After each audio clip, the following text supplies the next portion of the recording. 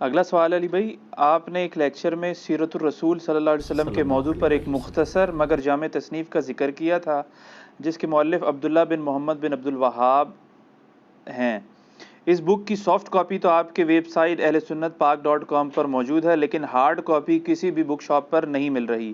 Please اس حوالے سے کوئی مکتبہ ہو تو اس کا ایڈریس یا فون نمبر ضرور شیئر فرما دیں۔ دیکھیں، جب یہ ویڈیو ریکارڈ ہوئی تھی نا، میں نے اسی وقت بتایا تھا کہ یہ جو مختصر سیرت الرسول کتاب ہے نا، شیخ عبداللہ بن محمد بن عبد الوہاب المتوفی 1242 ہجری، یہ کتاب صرف عربی کے اندر دارالاسلام والوں نے شائع کی ہے۔ اس کا اردو ترجمہ ہمارے جہلم شہر سے 1990 میں چھپا تھا، اس کے بعد 4-5 دفعہ پرنٹ ہو چکا ہے۔ اس کے رائٹ صرف ان کے پاس تھے، اس اعتبار سے کہ انہوں نے اس وقت تو آپ کو پتہ ہے کاتب کی رائٹنگ ہوتی تھی، لاکھوں روپیہ لگتا تھا، کمپوزنگ والا چکر تو نہیں ہوتا تھا، تو یہ کئی سال تک انہوں نے ہزاروں کاپیاں مفت بانٹی ہے۔ ہمارے جہلم میں شاید ہی کوئی گھر ہو جس میں وہ کتاب نہ ہو، قطع نظر کہ وہ بریلوی ہیں، دیوبندی ہے، اہل حدیث ہیں، یہاں پہ مفت وہ بانٹی گئی کتاب۔ بانٹتے رہے، پھر جب آپ کو پتہ ہے وہ کسی چندے کی بنیاد پہ ہی چل رہا ہوتا ہے، جب وہ چندہ رک گیا تو انہوں نے وہ مفت پرنٹنگ اس کی بند کر دی، اور پھر پرنٹنگ بھی بند ہو گئی۔ اب یہ جب ہماری ویڈیو ریکارڈ ہوئی اور اس میں پھر کافی لوگوں نے ان سے رابطہ کیا کہ یار اس کو دوبارہ پرنٹ کریں، تو انہوں نے اب دوبارہ اس کی پرنٹنگ کروائی ہے، لیکن اب ان کے پاس فنڈز کی کمی ہے اور انہوں نے اس کو بیچنے کے اوپر رکھ دیا۔ بہرحال ہم نے تھوڑی ان کی منت سماجت کر کے ان سے یعنی تھوڑے سے پروفٹ کے اوپر ہی، ان کے پروفٹ کے اوپر وہ کتابیں اٹھا لی ہیں کچھ، تو اب آپ ہماری اکیڈمی میں رابطہ کر سکتے ہیں صبح 9 سے شام 5 بجے تک، +923215900162، پاکستان میں کریں گے تو 032159000162 کال کر کے آپ TCS میں آپ کو ایک کاپی 600 روپیز میں مل جائے گی۔ ویسے اس کے اوپر جو قیمت مارکیٹ میں رکھی ہوئی ہے وہ 1200 ہے، اور وہ 1200 بتا کے آپ کو 800 کی دیں گے، یا بہت کر لیا تو 600 کی دے دیں گے کہ جی آپ کو آدھی قیمت پہ دے رہے ہیں۔ ہم آپ کو ود TCS آپ کے گھر میں 600 کی پہنچائیں گے، صرف TCS کا خرچہ ہی 300+ کا ہے۔ تو وہ آپ اکیڈمی میں رابطہ کریں، ہارڈ کاپیز ہم نے اویلیبل کر لی ہیں اب، اور یہ کتاب آپ ضرور پڑھیں، مختصر سیرت الرسول صلی اللہ علیہ وآلہ وسلم۔ یہ کتاب تلخیص ہے ان بڑی سیرت کی کتابوں کی۔ آپ کو پتہ ہے اس امت میں سب سے پہلے سیرت کی کتاب جو پوری دنیا میں اتھینٹک مانی جاتی ہے، جسٹ لائک اہل سنت کے ہاں صحیح بخاری ہے نا، جو اس کا مرتبہ ہے نا سیرت میں، امام بخاری سے بھی 100 سال پہلے ایک بزرگ گزرے ہیں، تابعی، بلکہ تابعین کی تو تصنیف ہی آپ کو نہیں ملتی ہیں۔ یہ ایک ایسی تصنیف تابعی کی لکھی ہوئی ہے، ایک صحابی کے شاگرد کی، جس کو اللہ نے پوری دنیا میں پذیرائی دی ہے، کیونکہ کتابوں کا سلسلہ تبع تابعین سے شروع ہے۔ تابعی اگر کوئی ہے نا جس کی کتاب پوری دنیا میں چل رہی ہے اور اب اردو میں بھی ترجمہ ہو چکا ہے، وہ ہے امام ابن اسحاق المتوفی 150 ہجری، جو انس ابن مالک کے شاگرد ہیں، جنہوں نے نبی علیہ السلام کو 10 سال وضو کروایا۔ اس کو سیرت ابن اسحاق کہا جاتا ہے، یعنی ابن اسحاق کی لکھی ہوئی سیرت۔ اسی میں وہ قول ہے جو امام بیہقی نے بھی لیا تھا کہ نبی علیہ السلام عام الفیل والے سال 12 ربیع الاول کو سوموار کے دن پیدا ہوئے، یہ وہی ہے۔ اس سیرت کی کتاب تو بہت ڈیٹیل ہے، یہ آپ کو جتنی نبی علیہ السلام کی بایوگرافی پہ فلمیں بھی مل رہی ہیں نا، اس پہ پہلے نمبر پہ لکھا ہوتا ہے سیرت ابن اسحاق۔ ان سے آلموسٹ 50-60 سال کے بعد ایک اور بزرگ آئے، امام ابن ہشام المتوفی 218 ہجری، وہ بھی امام بخاری سے 40-50 سال پہلے کے بزرگ ہیں۔ امام بخاری تو 256 میں فوت ہوئے ہیں، ابن ہشام 218 میں فوت ہوئے ہیں۔ انہوں نے اس کی تلخیص لکھی، اس کو کہتے ہیں سیرت ابن ہشام، اور اس کی پذیرائی ابن اسحاق سے بھی زیادہ ہوئی، یہ بھی اردو میں اویلیبل ہے۔ دنیا میں سب سے اتھینٹک سیرت کی کتاب کوئی مانی جاتی ہے نا تو سیرت ابن ہشام ہے، کیونکہ انہوں نے کافی جو اسرائیلی روایتیں وہ ہٹا کے نا اس کو تلخیص کر دی تھی ابن اسحاق کی۔ پھر کئی سو سال تک اس کے اوپر کام نہیں ہوا، لوگ اسی کو کوٹ کرتے رہے۔ محمد بن عبد الوہاب صاحب کے جو بیٹے تھے عبداللہ، یہ دوسرے نمبر کا ان کا بیٹا ہے، بڑے بیٹے کا نام ہے حسین، دوسرے کا نام ہے عبداللہ، تیسرے کا نام ہے حسن، چوتھے کا نام ہے علی۔ اب دیکھیں سارے ائمہ اہل بیت والے نام ہیں محمد بن عبد الوہاب صاحب کے بیٹوں کے۔ اچھا، تو یہ جو دوسرے نمبر کا بیٹا تھا آج سے 200 سال پہلے یہ فوت ہوئے ہیں 1242 ہجری، اب یہ چل رہا ہے 1441 ہجری. انہوں نے ابن ہشام کی بھی تلخیص کی اور مختصر سیرت الرسول لکھی، جو ہمارے جامعہ علوم عصریہ جہلم سے پہلی دفعہ اردو میں ترجمہ کر کے، یہاں پہ جو ایک اہل حدیث عالم تھے علامہ مدنی رحمہ اللہ تعالیٰ، بڑے جذبے والے تھے، انہوں نے پوری زندگی اس کو فری تقسیم کیا اور انہوں نے یہ کمٹمنٹ کی تھی کہ میں اس کو بیچوں گا نہیں، اور وہ اپنی زندگی کی وفات تک اس کے اوپر قائم رہے اور وہ دیتے رہے.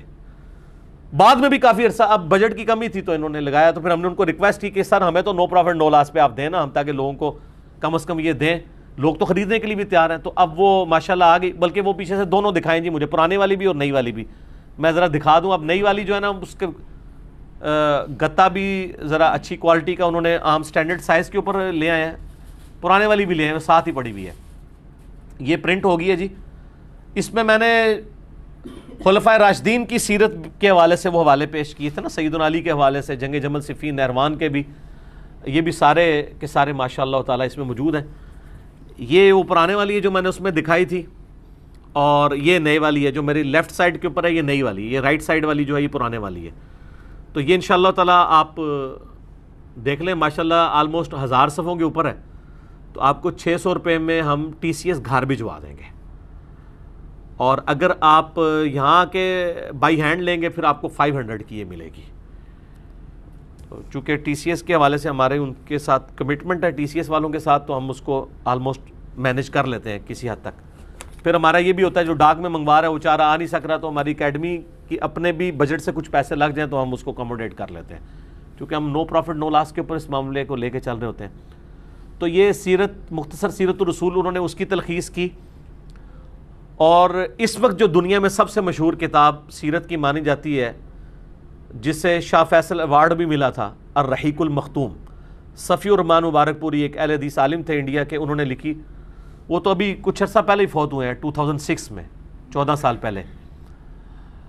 تو آپ کو حیران کن بات بتاؤں، اس مقابلے میں 5 بندوں کی کتابوں کو ایوارڈ ملا. اس میں پہلی کتاب الرحیق المختوم تھی. یہ عربی میں لکھی گئی ہے. پہلے بھی وہ انڈین عالم تھے، دوسرے بھی انڈین تھے، تیسرے بھی ایک اور نان عرب تھے، چوتھا کوئی عربی تھا جس کو انعام ملا ہے. پہلے 3 انعام اجمیوں کو ملے ہیں اور عربی میں لکھنے کے. اس الرحیق المختوم میں بھی اکثر حوالے جو ہے نا وہ اس کتاب کے ہیں، مختصر سیرت الرسول کے. یعنی انہوں نے اتنی ویلیو ایڈیشن کی ہے. تو اس لیے یہ سیرت پہ اکثر لوگ مجھ سے پوچھ بھی رہے ہوتے ہیں کتاب. میرا خیال ہے یہ کتاب ایک آپ کو اوور آل عمر سیریز میں جو کچھ انہوں نے نبی علیہ السلام کی مبارک زندگی تک جو دکھایا ہے نا، کہ آپ کی ریولوشن کس طرح مکے سے شروع ہو کے آپ کی وفات تک کس لیول تک پہنچی ہے، وہ آلموسٹ انہوں نے کور کیا. اس میں بھی مطلب کچھ ایک چیزیں سکپ بھی ہوئی ہیں، لیکن اوور آل ایک اچھی کوشش ہے. تو یہ کتاب سیرت پہ بھی اکثر لوگ پوچھتے تھے، تو میں تو سب سے پہلے سیرت پہ کتاب آپ کو یہ والی بتاتا ہوں، قرآن. جی صحیح مسلم میں حدیث ہے، اما عائشہ سے پوچھا گیا نبی علیہ السلام کے اخلاق اور سیرت کیسی تھی، تو ان کا قرآن نہیں پڑھتے.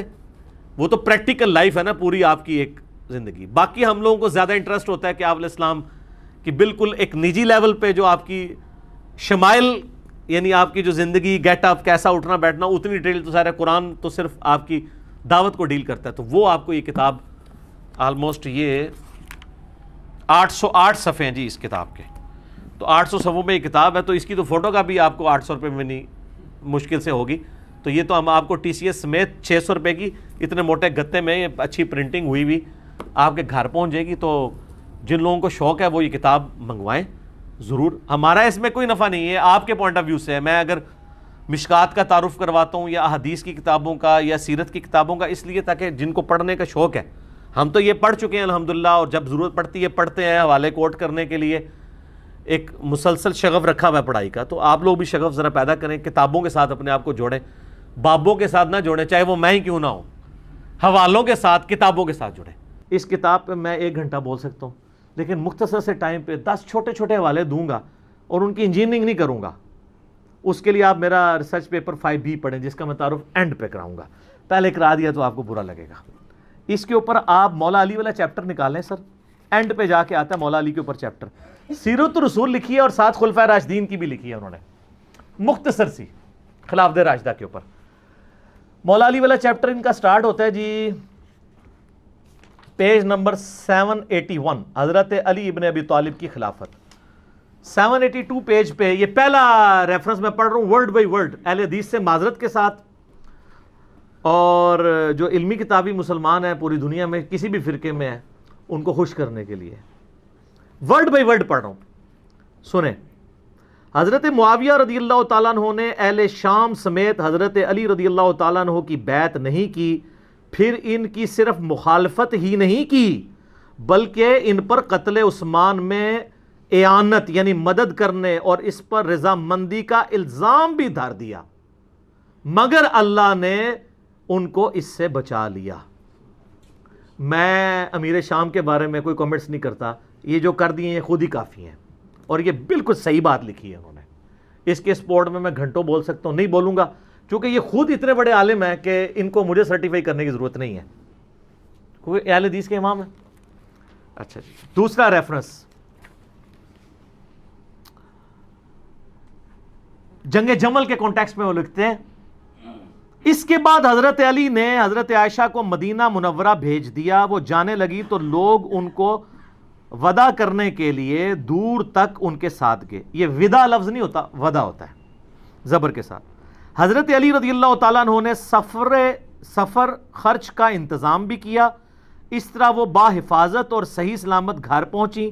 بعد میں وہ اپنے سفر کو یاد کر کے اس قدر روتی کہ آنسوؤں سے ان کا دوپٹہ بھیگ جایا کرتا اور کہتی کاش میں پیدا ہی نہ ہوئی ہوتی، کاش میں اس واقعے سے 20 سال پہلے ہی مر جاتی۔ اللہ، ظاہر قرآن میں حکم ہے نبی کی بیویوں گھروں میں ٹھہری رہو، بے شک، تو وہ اس چیز کو یاد کرتی تھی۔ پھر ہوب کے کتے بھی بھونکے، وہ بھی حدیث ہے جامعہ اس میں مسند احمد میں۔ باقی اب میں اس میں نہیں بولوں گا، وہ 5B میں آپ پڑھ لیجئے گا، میں اینڈ پہ بتا دوں گا۔ ریفرنس نمبر 3 جنگ صفین کے بارے میں لکھتے ہیں، عمار کی شہادت کے بعد عمر ابن عاص نے لڑائی چھوڑ دی، ترک کر دی، اور بہت سے لوگوں نے بھی ان کی پیروی کی۔ حضرت معاویہ رضی اللہ تعالیٰ نے ان سے پوچھا آپ نے لڑائی کیوں ترک کی ہے؟ انہوں نے کہا ہم نے عمار کو قتل کر دیا ہے، اور میں نے حضرت صلی اللہ علیہ وآلہ وسلم سے سنا ہے کہ آپ علیہ السلام فرمایا کرتے تھے کہ عمار کو باغی جماعت قتل کرے گی، معلوم ہوا کہ ہم تو باغی ہیں۔ اس پہ حضرت معاویہ بولے خاموش رہ، واللہ تم اونٹ کی طرح اپنے ہی پیشاب میں پھسلتے ہو، یعنی تم یہ حدیث بھی جانتے ہو جیسے اونٹ پیشاب کر کے بیٹھ جاتا ہے، تو کام تو تم نے خود ڈالا ہے میرے ساتھ مل کے، اور اب اپنی غلطی خود ہائی لائٹ کر رہے ہو۔ کیا ہم نے ان کو قتل کیا ہے؟ ان کو تو علی رضی اللہ تعالیٰ ان کے ساتھیوں نے قتل کیا ہے جنہوں نے ان کو ہمارے درمیان لا پھینکا، ہم تو اپنے بچاؤ کے لیے لڑ رہے تھے جس میں وہ قتل ہو گئے۔ ان کا حضرت عمار جو لڑنے آئے تھے حضرت علی کے ساتھ نہ آتے تو نہ قتل ہوتے، یہ اسی طریقے سے ہے کہ نہ آپ روڈ پہ چڑھتے نہ ایکسیڈنٹ ہوتا نہ قتل ہوتے۔ اچھا آگے سنیں، حضرت علی رضی اللہ تعالیٰ کو جب حضرت معاویہ کی اس بات کی خبر ہوئی تو انہوں نے کہا اگر میں نے ان کو قتل کیا ہے یعنی حضرت عمار کو، تو پھر اپنے چچا حضرت حمزہ کو حضرت نے قتل کیا ہے جنہوں نے ان کو کفار کے مقابلے میں بھیجا تھا۔ اے پھکی دیتی اینٹی وینم الزامی جواب کہ اگر حضرت حمزہ حضور کی طرح لڑتے ہوئے مارے گئے ہیں تو کیا حضور نے قتل کروایا ہے کبھی کافروں کے مقابلے پہ بھیجا؟ اگر عمار کو میں نے تیرے مقابلے پہ بھیجا ہے امیر شام کے مقابلے پہ تو مجھے تم قتل ٹھہرا، یعنی وہ اینٹی وینم والا جواب دیا۔ چوتھا ریفرنس جنگ نہروان کے بارے میں، یہ وہ باتیں جو پبلک کے سامنے نہیں کرنی چاہیے لیکن یہ کی ہوئی ہیں، انہوں نے پرنٹ کر رہے ہیں، مفت بانٹ رہے ہیں۔ جنگ نہروان خوارج کے خلاف، وہ کہتے ہیں کہ کافی انہوں نے ڈسکشن کی ہے، اس میں لکھتے ہیں ابو سعید خدری کہتے ہیں کہ میں نے رسول اللہ صلی اللہ علیہ وسلم سے سنا تھا خوارج کے بارے میں، وہ جو بخاری مسلم کی حدیث ہے کہ وہ دین سے ایسے نکل جائیں گے جیسے شکار سے تیر اپنے شکار سے نکل جاتا ہے۔ اینڈ پہ وہ کہتے ہیں میں گواہی دیتا ہوں، یہ بھی بخاری مسلم دونوں میں، کہ علی نے ان کو قتل کیا تھا اور میں بھی ان کے ساتھ شامل تھا۔ انہوں نے اس آدمی کو لانے کا حکم دیا جس آدمی کے بارے میں بخاری مسلم میں آتا ہے کہ ان کا سرغنہ وہ ہوگا کہ جس کا ایک بازو کٹا ہوگا اور اس کی جگہ گوشت کا ایک لوتھڑا لٹک رہا ہوگا، تو اس کی لاش 3 دفعہ ڈھونڈی گئی، بخاری مسلم میں آتا ہے نہیں ملی، پھر حضرت علی خود گئے اور لاشوں میں سے نیچے سے نکالی، تو وہاں پھر صحابہ نے نعرہ لگایا کہ حضرت علی حق پہ ہیں، کیونکہ نبی علیہ السلام نے پہلے ہی فرمایا تھا کہ یہ ان کے سرغنہ کی نشانی ہوگی۔ پھر وہ کہتے ہیں کہ صحیح مسلم میں حضرت ابوبکر رضی اللہ تعالیٰ عنہ سے مروی ہے کہ اگر وہ فوج جو خوارج سے لڑے گی اس کے ثواب کو جان لے جو حضرت کی زبانی ان کے لیے مقرر کیا گیا ہے تو وہ مزید عمل کرنے کی ضرورت ہی محسوس نہ کریں اور اسی پر بھروسہ کر لیں۔ یعنی خوارج کے خلاف لڑنا اتنی بڑی نیکی ہے کہ اس کے بعد خارجیوں کے خلاف لڑنے والوں کو اور کوئی نیکی کا کام کرنے کی ضرورت نہیں. جیسے بخاری مسلم میں آتا ہے کہ اہل بدر کی ہر غلطی معاف ہے، اس طرح خوارج کے خلاف جو حضرت علی کے ساتھی تھے ان کے بارے میں مسلم شریف انہوں نے ویسے لکھا حضرت ابوبکر سے مروی ہے، وہ حضرت علی سے ہی مروی ہے. اور اس کے سٹارٹ میں حضرت علی وہ بھی کہتے ہیں کہ مجھے آسمان سے زمین پہ گرا دیا جائے میں یہ برداشت کر لوں گا، لیکن یہ برداشت نہیں کروں گا کہ میں کوئی ایسی بات کروں جو میں نے خود رسول اللہ سے نہ سنی اور میں تمہیں بیان کروں. یعنی حدیث معاملے میں اتنی احتیاط صلی اللہ علیہ وآلہ وسلم. 5واں ریفرنس یہ کہتے ہیں نا جی وہ جی حضرت عثمان کو عبداللہ ابن سبا اور پتہ نہیں کوئی یہودی پارٹی تھی آل امیہ کو بچانے کے لیے. میں نے بخاری مسلم سے ثابت کیا ہے آل امیہ کی وجہ سے حضرت عثمان شہید ہوئے ہیں، ان کے گورنروں کی وجہ سے. انہوں نے حضرت عثمان کا چیپٹر پڑھیں، کہیں نہیں ڈالا عبداللہ ابن سبا کا نام تک نہیں لکھا. الٹا حضرت علی والے چیپٹر میں انہوں نے بتایا کہ یہ جو حضرت علی کی شان میں غلو کرنے والے رافضی تھے وہ حضرت علی کے دور میں نکلے ہیں. اس کے اوپر پورا چیپٹر انہوں نے بنایا ہے. فرقہ غالیہ کا خروج، حضرت علی کے زمانے میں ایک غالی فرقہ پیدا ہوا. کرتے کرتے نا اینڈ پہ وہ لکھتے ہیں کہ حضرت علی نے اپنے غلام قمبر کو بلایا اور پھر انہوں نے جو ہے نا وہ ان لوگوں کو آگ میں جلا دیا جن لوگوں نے حضرت علی کے لیے الوہیت کلیم کی تھی، جس کی باقیات آج کل یہ نصیری ہیں. اور پھر وہ بخاری میں آتا ہے نا کہ حضرت ابن عباس تک بات پہنچی تو کہتے کاش حضرت علی ایسا نہ کرتے، کیونکہ یہ سزا آگ میں جلانے والی اللہ کے ساتھ خاص ہے، مخلوق نہیں جلا سکتی. تو حضرت علی نے کہا کہ ابن عباس نے سچ کہا. اور ابو داؤد میں ہے کہ انہوں نے کہا کاش مجھے یہ پتہ ہوتا پہلے. یعنی حضرت علی نے جان بوجھ کے ایسا نہیں کیا تھا، لیکن حضرت علی کا غصہ اتنا تھا کہ مجھے خدا کے مقابلے پہ ٹھہرا رہے ہیں، تو انہوں نے ان کو قتل کی وجہ آگ میں جلوایا تھا. یہ تو خود مان رہے ہیں اس میں. اچھا جی، ریفرنس نمبر 6 حضرت علی کے بارے میں لکھتے ہیں کہ لباس اور خوراک میں آپ کی سادگی بیان سے باہر ہے. آپ کا عمل اور فضل اسلام کی طرف سبقت اور رسول اللہ کی مائیت میں کفار سے جہاد ازر من الشمس ہے صلی اللہ علیہ وآلہ وسلم. پھر لکھتے ہیں امام احمد بن حنبل اور قاضی اسماعیل بن اسحاق کہتے ہیں، اور یہ صحیح سند سے المسند الحاکم میں ہے، کہ حضرت علی رضی اللہ تعالیٰ کے فضائل اور مناقب میں جتنی احادیث مروی ہیں دوسرے کسی آدمی کے فضائل اور مناقب میں اتنی احادیث نہیں ہیں. اے لکھ رہے تھے جی سعودیہ والے وہابی اور پاکستانی وہابی کے کہہ رہے ہیں اور رہن دو، میں آج نہیں، آج اپنے بزرگوں نے رو. ریفرنس نمبر 7 وہی جو ہم کہتے ہیں حضرت علی نے حسن ابن علی کو اپنا خلیفہ نامزد نہیں کیا، انہوں نے بھی وہی لکھا. کسی نے کہا کیا آپ اپنے بعد آنے والے خلیفہ کو نامزد کریں گے؟ انہوں نے فرمایا نہیں، میں تمہیں اسی طرح چھوڑوں گا جس طرح رسول اللہ صلی اللہ علیہ وسلم تمہیں چھوڑ گئے تھے. بعض نے کہا کہ آپ لوگوں سے حسن کے لیے بیعت لے لیں تو آپ کے انتقال کے بعد ہم آپ کی کمی محسوس نہیں کریں گے. فرمایا میں نہ تمہیں اس کا حکم دیتا ہوں نہ منع کرتا ہوں، یہ تمہارا اپنا چوائس ہے، میں یہ کام نہیں کروں گا. یہ بات ہے سب، خلافت و ملوکیت میں یہ فرق ہے. ریفرنس نمبر 8 سر یہ سب سے کڑوا ہے اور آیا 8 نمبر پہ ہے. جنت کے بھی 8 دروازے ہیں نا. بخاری مسلم میں آیا ہے کہ رمضان میں وہ 8 دروازے کھول دیے جاتے ہیں، اور مسلم شریف میں ہے جو وضو کے بعد اشہد ان لا الہ الا اللہ و اشہد ان محمدن عبدہ و رسولہ پڑھ لے، جنت کے 8 دروازے کھول دیے جاتے ہیں. تو sir reference number 8 word by word بنو امیہ حضرت علی کی تنقیص اور ان کے بارے میں نازیبا الفاظ استعمال کرتے رہے، مگر اس سے علماء کے دل میں ان کی محبت بڑھ گئی اور قدر و منزلت میں اضافہ ہو گیا. عمر بن عبداللہ بن زبیر کہتے ہیں کہ بنو امیہ 60 سال تک ان کو گالیاں دیتے رہے. یہ سب کا لفظ نہیں ہے، عربی کھولیں، شتم کا لفظ ہے. سب کا ترجمہ تنقید بھی ہو جاتا ہے نا، اس لفظ کا نہیں ہوتا سب و شتم جو ہم بولتے ہیں. اور یہ نہ سمجھے کہ یہ انہوں نے کہانی لکھی. سر صحیح مسلم 6229 حدیث لعن اللہ ابو تراب کہتے تھے. ابو تراب علی بن ابی طالب پر لعنت، یہ لفظ بولتے تھے نعوذ باللہ آل امیہ. تو یہ آپ کے بزرگ ٹھیک لکھ رہے ہیں. 60 سال تک ان کو گالیاں دیتے رہے مگر ان کا کچھ نہ بگاڑ سکے، بلکہ ان کی شان پہلے سے بھی بلند ہو گئی. آگے الفاظ بڑے سخت ہیں. دین نے ایک عمارت کھڑی کی جس کو دنیا نے گرا دیا. وہ کہتے ہیں مولا علی کو اللہ نے کھڑا کیا دین کی عمارت کے طور پہ. یہ دنیا کے جو پرستار تھے نا آل امیہ، انہوں نے اس کو گرانے کی کوشش کی، لیکن دنیا کچھ نہ بنا سکی مگر جو کچھ بنایا اس کو بھی منہدم کر دیا.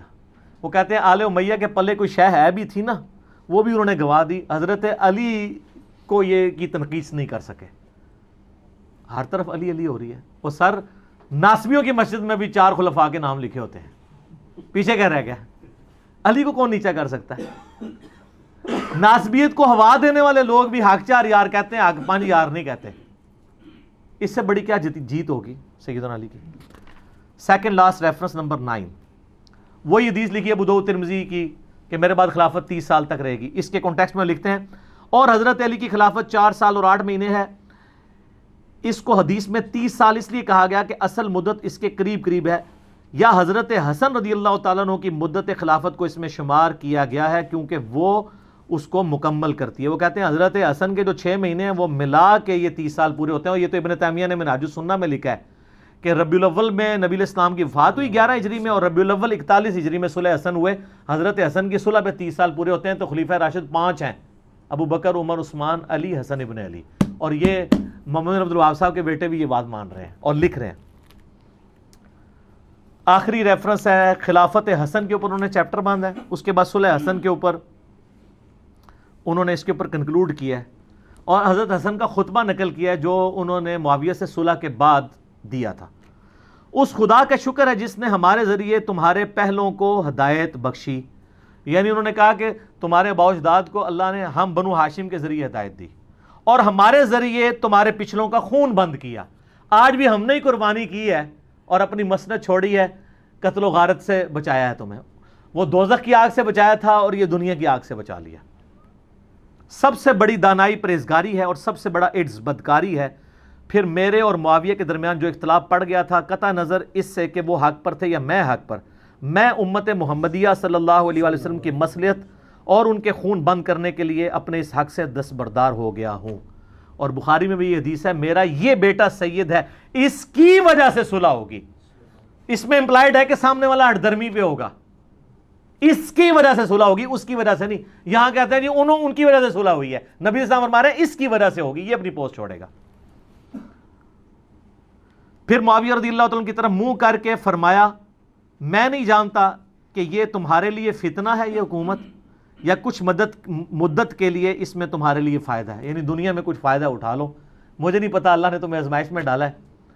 تو یہ دونوں باتیں ہوئیں, آزمائش میں بھی ڈلے اور فتنے کا بھی شکار ہوئے. اور یہ حقائق اگر آپ کو جاننے ہوں تو دنیا میں ایک پمفلٹ ہے جس کا عنوان ہے 5B ریسرچ پیپر. سر یہ ہاں واقعہ کربلا کا کہانی پس منظر نہیں, حقیقی پس منظر 72 صحیح الاسناد احادیث کی روشنی میں, جس میں 200 سے زیادہ احادیث ہیں. 72 کا ٹائٹل میں نے شہدائے کربلا کی نسبت سے لیا. ایک نمبر پہ کئی حدیثیں ہیں, مثلا 33 نمبر پہ 8 حدیثیں ہیں, 8 طرق غدیر خم کے. سیدنا عمر کی شہادت سے لے کر شہادت حسین تک پوری اسلامک ہسٹری کور ہوئی ہے. حقیقی خلفائے راشدین کون ہیں, جنگ جمل, صفین, نہروان, شہادت عثمان کے اصلی اسباب, صلح حسن, حضرت معاویہ کا دور ملوکیت, یزید کی ولی عہدی اور شہادت حسین ابن علی رضی اللہ عنہم اجمعین وعلیہم السلام اجمعین. یہ الحمدللہ عربی میں بھی ہے, اردو میں بھی ہے, ہندی میں بھی ہے, انگلش میں بھی ہے. ہماری ویب سائٹ ahlsunnatpak.com پہ آپ ریسرچ پیپرز والے پورشن سے مفت ڈاؤن لوڈ اس کا PDF کریں, گروپ میں رابطہ کر کے واٹس ایپ کے ذریعے PDF منگوا لیں. اس میں اکثر حدیث بخاری مسلم سے ہیں, تحکیم کی ضرورت نہیں, اور جن پہ تحکیم کی ضرورت تھی میں نے دور حاضر کے بڑے بڑے محدثین, شیخ البانی رحمہ اللہ تعالی, شیخ زبیر علی رحمہ اللہ تعالی, شیخ شعیب ارنوت رحمہ اللہ تعالی, شیخ سلیم اسد اور غلام مصطفیٰ ظہیر حافظہ اللہ تعالی من الجنت والناس, جو زبیر علی زئی صاحب کے باغی شاگرد, لیکن تحکیم تو لگا بیٹھے ہوئے ہیں وہ, اور ہم نے اس میں ڈالی ہوئی ہے. اور باقی لوگ, میں تو مطلب اولو العلم قائما بالقسط ہوں الحمدللہ, جس کی جو پازیٹیو چیز ہے وہ پروموٹ کروں گا, سب کی تحکیم کے ساتھ ہے. اور یہ خیالی پس منظر نہیں ہے, احادیث کی روشنی میں ہے. یہ صلاح الدین یوسف صاحب کی جھوٹی تاریخ یا وہ سنابلی کی لکھی ہوئی جھوٹی تاریخ نہیں ہے, احادیث ہیں جو کہ خلافت و ملوکیت مولانا مودودی رحمہ اللہ تعالی کی کتاب کا حدیثی دفاع ہے, حدیث کی روشنی میں. تو سر یہ آپ مفت منگوا سکتے ہیں اگر آپ افورڈ نہیں کر سکتے. یہ اور اس کے ساتھ 8 ریسرچ پیپر اور اور 3 اذکار کارڈ، 12 کا پیکج فری بالکل منگوا سکتے ہیں اگر افورڈ نہیں کر سکتے. اگر افورڈ کر سکتے ہیں تو نو پروفٹ اور تھوڑے سے لاس پہ جو اکیڈمی برداشت کرتی ہے آپ کو ڈاک میں مل جائے گا. صبح 9 سے لے کر شام تک آپ رابطہ کریں. 200 روپیز ہم نے رکھے ہوئے ہیں. ایک ریسرچ پیپر نہیں سر، یہ ریسرچ پیپرز کی فوٹو کاپی بھی آپ جو کلرڈ ہم نے پرنٹ کیے ہیں نا، photo copy black and white 80 gram page پہ جس پہ ہم نے پرنٹ کیا ہے، 200 کی فوٹو کاپی نہیں ان کی ہوتی جو ہم کلرڈ آپ کو دے رہے ہیں. اور جو ضرورت مند ہے ہم اس سے سرٹیفکیٹ بھی نہیں بنوائیں گے، بس صرف وہ اللہ کو عالم و ناظر جانتا ہوا کہہ دے میں ضرورت مند ہوں، ہم کوئی تحقیق نہیں کریں گے، فری بھجوائیں گے. اور یہ قیمت بھی اس لیے رکھی کہ بعض لوگ اس کو مس یوز کر رہے تھے، پھر بھی اس کو نو پروفٹ اور تھوڑے سے لاس پہ ہی رکھی. صبح 9 سے لے کر شام 5 بجے تک آپ ہمارے اکیڈمی کے نمبر پہ رابطہ کریں +92 کے کوڈ کے ساتھ 3215900162. پاکستان میں کریں گے تو 032159000162 کال کریں. انشاءاللہ تعالیٰ آپ کے گھر ہی آ جائے گی. اس کو پڑھیں اور جس کو زیادہ جلدی ہے تو ویب سائٹ سے ابھی ڈاؤن لوڈ کریں اور پرنٹ آؤٹ نکال لیں، 40-50 روپے کا نکل آئے گا. تو انشاءاللہ آپ جب اس کو پڑھیں گے تو آپ کو پتہ چل جائے گا کہ اصل میں احادیث کے ماننے والے کون ہیں اور صرف اہل حدیث کا لیبل لگانے والے کون ہیں. یہ بڑا مشکل کام ہے. ٹھیک ہو گیا جی؟